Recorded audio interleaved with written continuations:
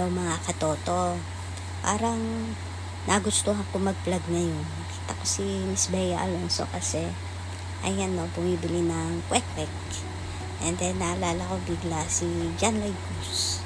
So nga i-flash ko rin dito. Si John Lloyd naman ay fishball. And yun ay nasa Palawan. Napapagawa kasi siya dun ng sarili niyang bahay. Hindi nga bahay lang yun. Kasi mukhang nakalaking building yung pinagawa ni John Lloyd. Sana pakita rin nga, no? Kaya lang, si John Lloyd kasi hindi yan papuri eh. Hindi siya yung papakita niya, diba? Hindi siya yung hindi nga nagbablog eh. Papodcast nga lang siya. Ang gusto niya, ang tinanong niya si Miss Bea Alonso kung may podcast, diba? Anyway, ano kaya tong sauce ni Bea? Hindi nila alam.